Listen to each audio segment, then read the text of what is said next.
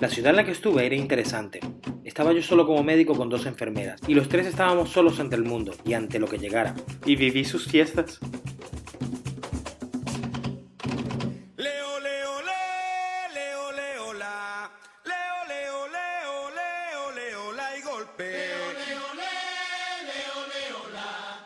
Leo, leo, leo, leo, leo, la y golpe. Estando allí cayeron las Torres Gemelas, aquel acto terrorista que revolucionó el mundo. Sinceramente me preocupé bastante sobre las consecuencias que podría traer todo eso. Pero por otro lado, realmente me sentí seguro al estar allí tan lejos de todo, pues en caso de que se desencadenara una guerra mundial, recordaba aquella frase de Albert Einstein que decía que no sabe cómo sería la tercera guerra mundial, pero sabe que la cuarta sería solamente con piedras, haciendo alusión a que no existiría nada.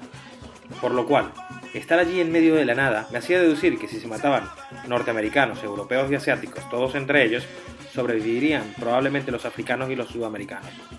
No hay excesivos intereses en estas dos regiones a nivel mundial como para mandarles demasiadas cosas. No creo que explotasen muchas bombas atómicas en estas dos regiones. Por ende, y en ese tema, estar perdido en un pueblo de Venezuela, al fondo y a la izquierda, te da mucha más seguridad que el estar en Madrid. Para mostrarles algo más de Venezuela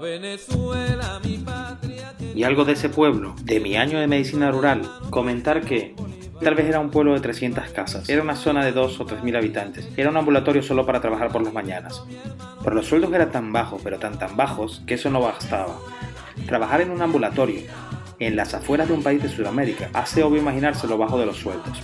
Así que empecé a comprar guardias médicas por la zona, y así fue que poco a poco pude hacerme con un promedio de 2 guardias por semana. Comprando guardias. Consiste en ofrecerse uno mismo para hacer las guardias en los hospitales a los médicos que estaban asignados y que tenían la obligación de hacerlas. Es decir, quitarles una guardia es hacerles la guardia y después cobrarla por haberla hecho. Conseguí entonces un promedio de 2 guardias a la semana, trabajando en 2 lugares muy diferentes. Uno de ellos era en la misma zona de mi ambulatorio, era un pueblo llamado Tacarigua. El otro lugar lo conseguí mucho más lejos. Inicialmente era los sábados en una zona llamada Macuto, muy cerca de una ciudad llamada La Guaira, a muchos kilómetros del otro lugar, poco menos de 200 kilómetros. Por suerte la gasolina en Venezuela es extremadamente barata, de risas diría yo. Es más barato el litro de gasolina que el litro de agua.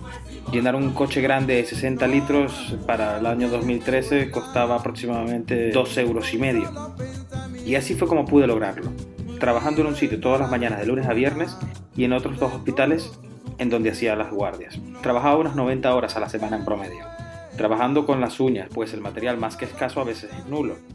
Te sientes muy inseguro al principio viendo un montón de enfermedades que casi no manejas, pero mi meta era muy específica en ese entonces. Cada mes tenía que ir comprando dólares por los problemas de devaluación que sufría Venezuela para ese entonces. Tenía que no gastar casi absolutamente nada, lujos cero. Pero logré ahorrar al final de año, aunque se diga rápido y pueda parecer sencillo, pero después de trabajar las 90 horas a la semana, todo un año completo, conseguí los casi $10.000 que según mis cálculos pensaba que serían los necesarios para vivir un año en Madrid sin tener que trabajar allí. Se dice rápido, pero un año trabajando esas 90 horas a la semana ya no son tan rápidas. Esa cantidad era la que yo necesitaba para vivir en Madrid el siguiente año, y había sacado calculando lo que tendría que pagar durante un año de apartamento, luz, agua, academia, comida, etcétera, etcétera. Fue un año extremadamente cansado físicamente, de muy mal dormir. Te despiertan muchas veces cada noche en cada guardia de allí, y muy temprano levantarse, pues empecé a trabajar allí aproximadamente a las 7 de la mañana en muchos hospitales, pero al ir viendo cómo me iba acercando a mi meta, más me animaba. Era la visión que más me estimulaba para seguir. Aunque los primeros 6 meses son extremadamente felices, los últimos 6 meses se hacen extremadamente pesados. No tener ni un centro comercial cerca, ni un cine, no tener cerca ninguna de las típicas comodidades a las que estamos acostumbrados en las ciudades, estando todo lo que deseas a más de 1 hora en coche, 1 hora para acercarte a la ciudad más cercana. Se hace realmente muy pesada las semanas, sobre todo para alguien que había vivido siempre en grandes ciudades. Pero así transcurrieron los siguientes meses.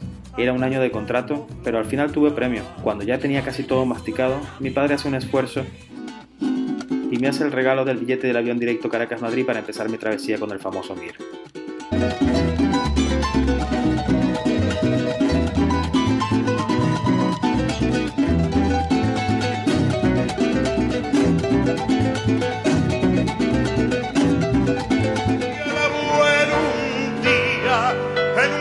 Barco se marchó de España. El abuelo un día como tantos otros con tanta esperanza, la imagen querida de su vieja aldea y de sus montañas se llevó grabada muy dentro del alma cuando el viejo barco lo alejó de España. Y el abuelo un día subió a la carreta de subir la vida. Empuñó el arado, preparó la tierra y el tiempo corría.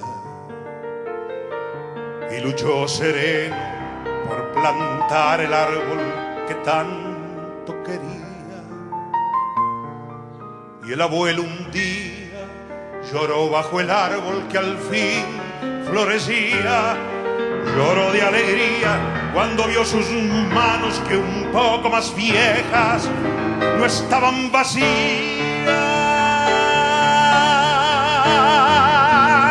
Y el abuelo entonces, cuando yo era niño, me hablaba de España, del viento del norte, de la vieja aldea y de sus montañas. Le gustaba tanto recordar las cosas que llevo grabadas muy dentro del alma, que a veces callado, sin decir palabra, me hablaba de España.